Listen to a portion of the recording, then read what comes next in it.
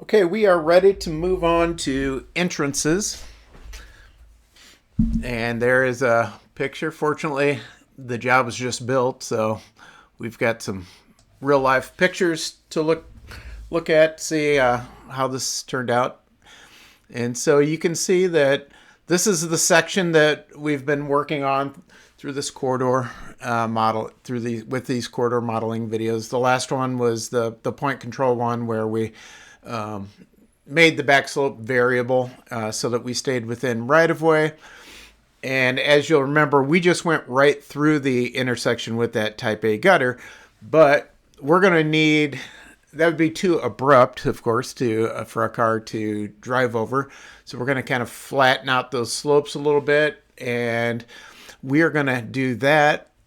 And at the same time, we are going to learn some additional tools. In this case, we are going to learn about display rules. We are also going to talk about parent-child relationships for components. So hang on. So let's see here. What do we need to do? We always need to go back and open up that template library, and we just keep developing it.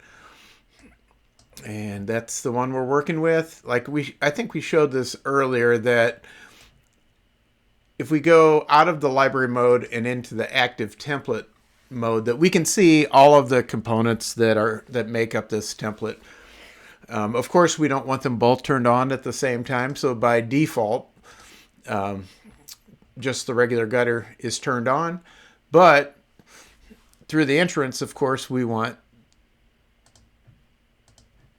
the depressed version of it. And so let's talk about how we're going to do that. How are we going to trigger one of these components to turn off and one to turn on? We're going to do that by, if I click on the component, each one of these components, you will see that it says display rule. And what is that set to? So if I go to edit, and it says not depressed curb displayed one equals true. Okay, so what does that mean? So to make sense of this, which is really not too difficult, what we're going to do is, let's see, where'd my template go? Yeah.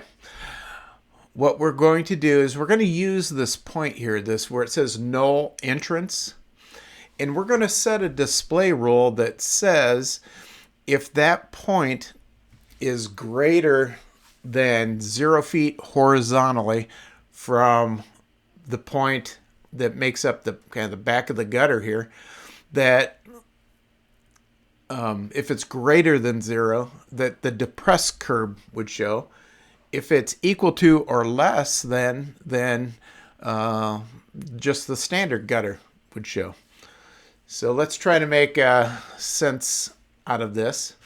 And so that's display rules, but also something that's very important that also really goes along with display rules is what they call a parent-child relationship with all these components.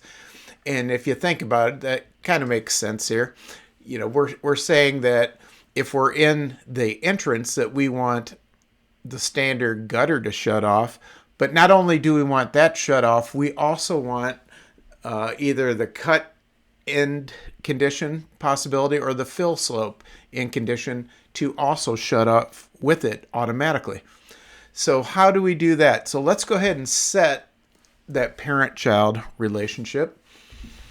And so again, I'm in the active template over here, and I'll take a look at my components.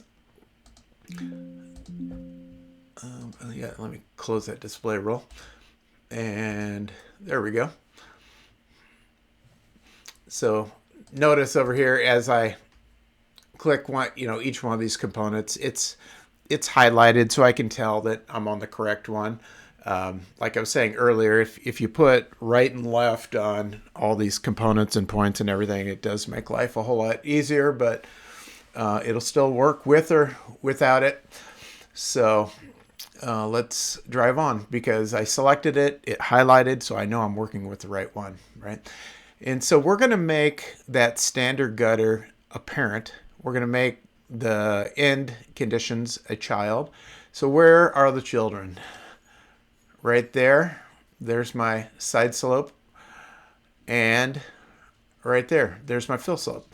So all I need to do is pick up those end conditions, drop them on the component that I want to be the parent, and notice that they become children to that parent. There we go. So now if the standard gutter turns off, the end condition, both possibilities there of the end conditions will shut off with it, which is great. Okay, so now let's practice turning on and off these components. And I guess I should say, let's test these out. Because in this case, the display, I didn't really have to create the display rule in this case, because it actually came as part of the IDOT library. It was really built into it. When we used from the IDOT library these, both of these gutter components, they already had the display rules set. So I really, that made it easy on me in this case. Of course, you can always create them for yourself. You should know how to use them. But in this case, it came with the IDOT library. And so let's see if it worked. Like we said, the display rule said it's looking for, see where it said, let me double click on that. Okay, you can see here the type of display rule. It's a horizontal display rule, and it says look between these 2 points. Look between the null point and the back of the gutter point. And then it says greater than 0. Okay, so let's go ahead with that and let's test it out. We could test it out, well, really before we even apply this template to the corridor, before we sync it up, we could select that null entrance point, right click on it, click on test point control, and then notice, well, we can't be in the active template because then everything's turned on. You go back to the library button here, and now I'm going to test that null point, and look what happens.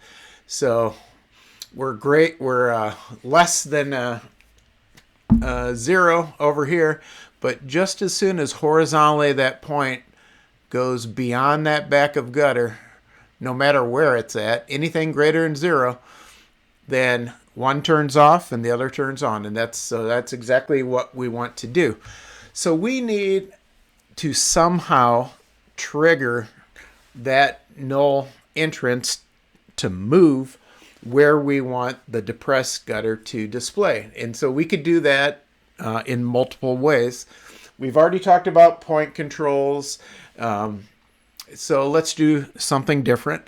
Let's use what's called a parametric constraint, which would work just as well. Okay, so let's open up that point again and take a look at it. And notice that horizontally it's set to 0, right? But then look underneath it. It says label, and then it says minus curb entrance, right? So this is what the way the labels work is they work with these parametric constraints, because then that's kind of what defines this point. And so and the reason why they don't just use the point name is because this the parametric constraints are going to apply to the entire corridor. So that could be made up of multiple templates, and you could give the same label in all of the templates, and in that way the parametric constraint would work properly. Okay, So we'll say okay. I'm just going to close this out. I'll, of course, say yes to save.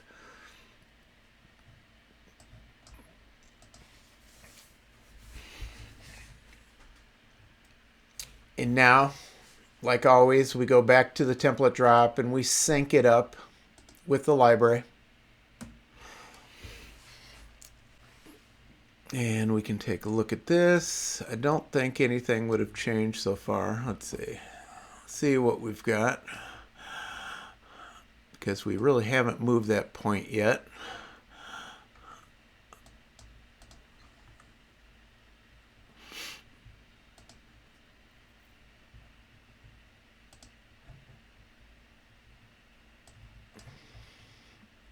Oh, I had too many dialogues up here. I just had to close a few things.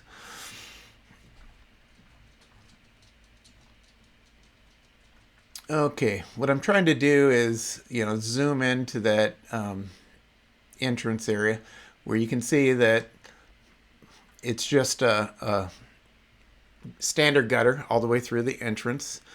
I can also visualize the same thing right here. I can say locate station via data point and just kind of data point right in the middle of that entrance, and I can see that it's still the exact same. I have not moved that. I have not done anything yet to move that point to turn off this gutter and turn on the new one.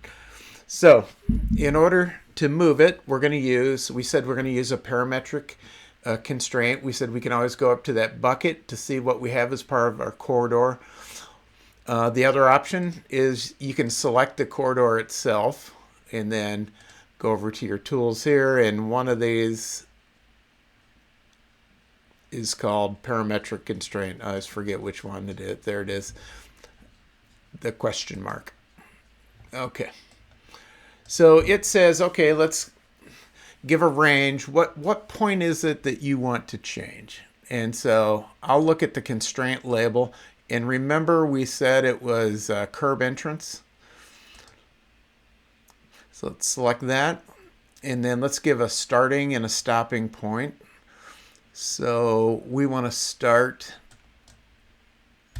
right there. That's where the entrance begins, and it ends right here. Yep, there's the label that we want to override. Okay, now the value is we need to make this something greater than 0, so it could be really anything. I'll just go with a larger number.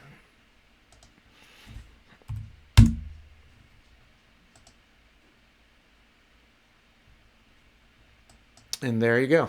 It did exactly what we had mentioned.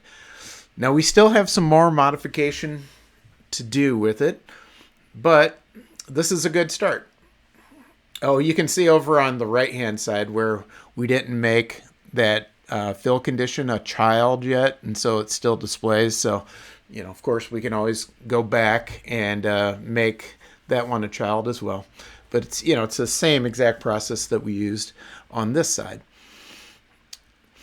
And then if we want to, fully model this, totally, you could either leave this really the way it is, or if you want to model it perfectly, not just where the cross section is going to be cut, is right down the middle of the entrance.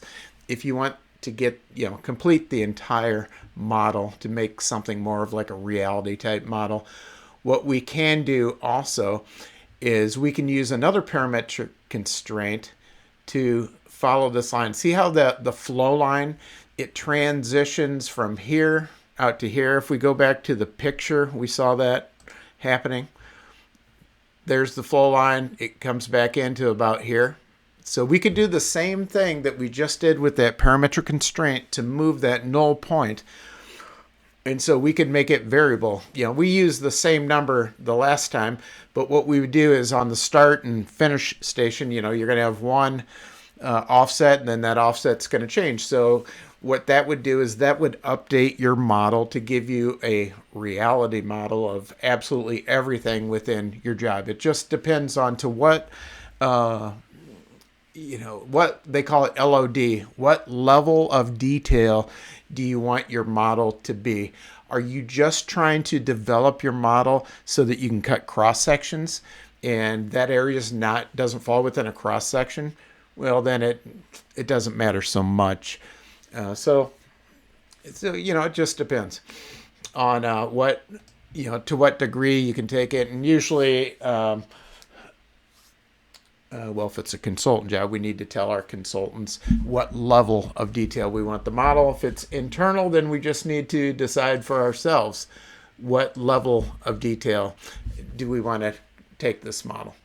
But it's the same thing. There's a handful of tools for making something different happen with the template that we just start applying any of these tools that would work.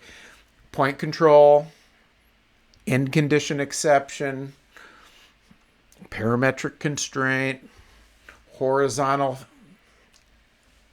feature overlay. I need to remember all these terms. But there's a lot of different tools that you could use. So no absolute right or wrong way. So in any case, we don't have the time. I'm not going to show you every last little detail.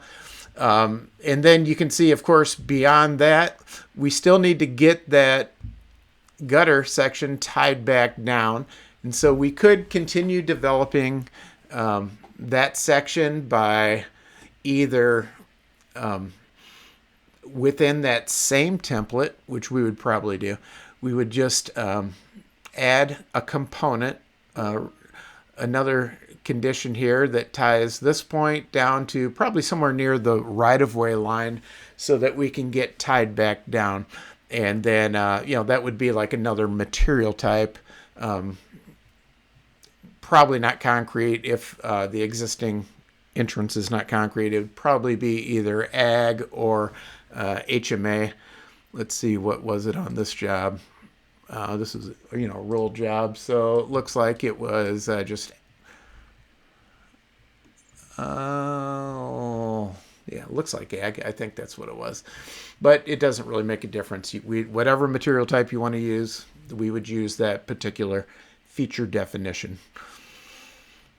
So, okay, we'll go ahead and wrap up the video there. So, as you can see over in the 3D model, we got really a good start on creating our entrance.